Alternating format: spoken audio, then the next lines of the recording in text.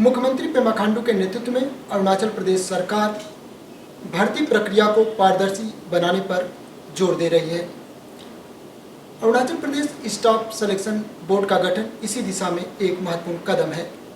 Arunachal Pradesh public service commission की ए परीक्षा leakage को लेकर आज राज्य मंत्रिमंडल में स्टेट कैबिनेट की मीटिंग में महत्वपूर्ण निर्णय लिए गए।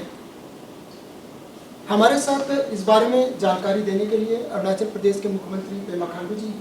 सर, आज स्टेट कैबिनेट की मीटिंग में Arunachal Pradesh public service commission जो ए पेपर लीकेज का जो मामला है उसमें क्या महत्वपूर्ण निर्णय लिए गए? Arunachal Pradesh public service commission में इस बार जो अनफॉर्चुनेट या वेरी अनफॉर्चुनेट जो इंसिडेंट हुआ है उसको लेके अरुणाचल का पूरा जनता और ख़ास करके अरुणाचल के जो युवा पीढ़ी है, यंग जनरेशन, वो लोग काफ़ी नाराज़ है और बहुत दुखी भी है। तो जैसे ही सरकार को इस लीकेज का खबर मिला तो तुरंत हम लोग ने एक्शन इनिशिएट कर दिया, एफआईआर रजिस्टर करके, और केस को एसआईसी को हम लोग ने हैंड ओवर कर दिया। और साथ ही साथ एक हाई लेवल इंक्वायरी कमीशन भी हम लोग ने बैठाया सरकार की ओर से कि ये लीकेज किस कारण से हुआ है। और अभी तक में एसआईसी ने कुल मिला के 10 लोगों को अरेस्ट भी हो चुका है। और इस इन्वेस्टिगेशन को एक फेयर एंड फ्री, ताकि इसमें किसी का भी मतलब प्रभाव ना पड़े, इसको लेके भी हम लोग जो देश का सबसे रेप्यूटेड इन्वेस्टिगेटिंग एजेंसी है सीबीआई, उसको भी हम लोग ने रिकमेंड कर दिया है।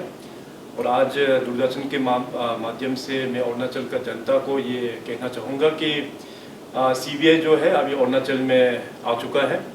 अभी हैंडिंग टेकिंग ओवर का प्रोसेस शुरुआत हो गया है। कुछ ही दिनों बाद ऑफिशियली सीबीआई इस मैटर को फर्दर और इन्वेस्टिगेशन करना शुरू हो जाएगा। अभी जो भी ये पेपर लीक का जो मैटर को लेके अभी तक में 2 कैबिनेट हम लोग ने बैठ चुका है। एक शायद 13 अक्टूबर को बैठा है और एक आज हम लोग ने बैठा है। तो 13 अक्टूबर में जो कैबिनेट का बैठक हुआ तो उसमें जैसे मैंने कहा कि हाई लेवल कमेटी का जो हम लोग ने गठन किया उसका रिपोर्ट जो है टेबल हुआ था। और 13 अक्टूबर के कैबिनेट में कुल मिला के ब्रॉडली हम लोग ने 3 निर्णय वहाँ पे लिया था।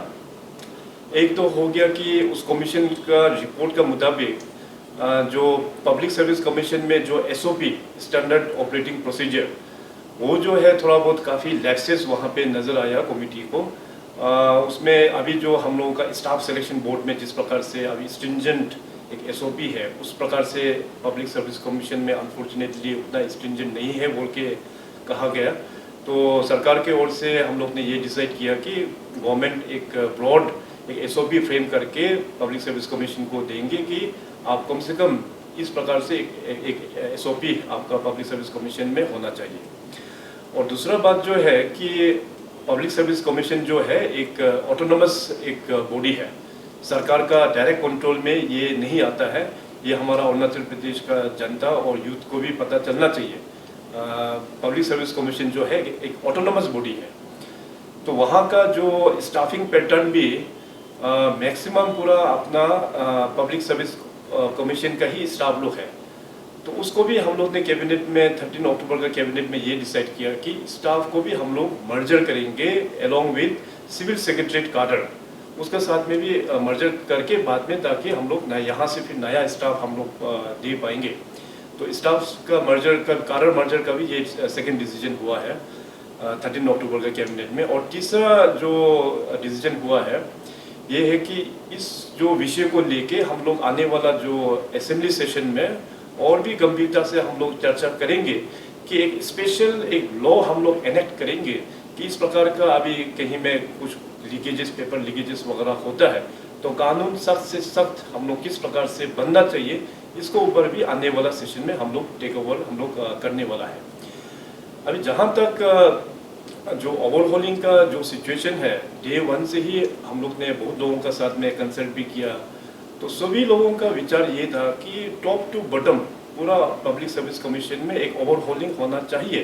तो सरकार भी डे 1 से ही हम लोग भी यही चाहा कि एपीसीएस को एक नया रूप देना बहुत ज़रूरी है। सो अकॉर्डिंगली हमारा जो फॉर्मर जो चेयरमैन था मिस्टर निपो नबम जी, उन्होंने तो अपना मॉरल रिस्पॉन्सिबिलिटी लेते हुए वो अपना रेजिग्नेशन कर दिया and I welcome that step. मगर अनफॉर्चुनेटली मेंबर जो है अभी कुल मिला के 4 मेंबर है, वो लोग भी अपना एक मॉरल रिस्पॉन्सिबिलिटी लेते हुए और एक उन लोगों को रेजिग्नेशन करना था, मगर वो अभी तक किया नहीं है, जिसके चलते आज जो कैबिनेट में एक बहुत इंपॉर्टेंट डिसीजन लिया है। Under the constitution of India article 317 उसके अंतर्गत में हम लोग ने अभी टर्मिनेशन या suspension of public service commission के जो मेंबर है, उस आर्टिकल 317 का अंतर्गत में हम लोग ने आज प्रोसेस स्टार्ट कर दिया है। कैबिनेट ने उसका मंजूरी दे दिया है और इस कागज़ को मैं पर्सनली ऑनरेबल गवर्नर साहब को आज मिलके मैं हैंड ओवर करने जा रहा हूँ। तो लेकिन मगर मेरा भी ये एक आशा है कि क्योंकि ये जो प्रोसेस जो है काफ़ी लंबा समय लग जाएंगे इसमें, क्योंकि ऑनरेबल गवर्नर साहब फिर उसको ऑनरेबल प्रेसिडेंट ऑफ इंडिया को लिखेंगे, ऑनरेबल प्रेसिडेंट ऑफ इंडिया फिर उसको ऑनरेबल सुप्रीम कोर्ट में भेजेंगे। सो इस प्रकार से काफ़ी एक लंबा एक प्रोसेस है। तो लेकिन मेरा अपना एक फीलिंग है कि इस दौरान ज़रूर जो 4 मेंबर जो जिन्होंने अभी तक रेजिग्नेशन नहीं दिया है, hopefully they will also resign, क्योंकि वो लोग भी चाहते हैं कि अरुणाचल का प्रगति हो, अरुणाचल में इस तरह का जो इल प्रैक्टिस होता है उसमें एक उस लॉजिकल कंक्लूजन में आने के लिए। तो hopefully I am very hopeful कि आने वाला दिनों में वो लोग भी डिज़ाइन जल्द से जल्द कर दें, ताकि सरकार जो है एक नया कमीशन तुरंत हम लोग बैठा पाए। अभी इसमें बहुत सारा एग्ज़ाम्स का पेंडिंग अभी भी पब्लिक सर्विस कमीशन में है, तो ये एक बहुत ही एक गंभीर एक विषय है। तो सरकार जो है डे 1 से ही हम लोगों का जो नियत है वो क्लियर है कि सिस्टम को पूरा ओवरहॉलिंग टॉप टू बॉटम ये होना चाहिए, और सरकार इसमें जितना भी जो प्रोविजंस है सरकार का अपना अंदर में, वो पूरा हम लोग ने उसको इम्प्लीमेंट कर दिया है। सरकार से 2 टॉप ऑफिशियल्स जो सेक्रेटरी और जॉइंट सेक्रेटरी, उसको भी हम लोग ने सरकार का यहाँ से डेपुटेशन में भेजा था, दोनों को हम लोग ने सस्पेंड भी कर दिया है।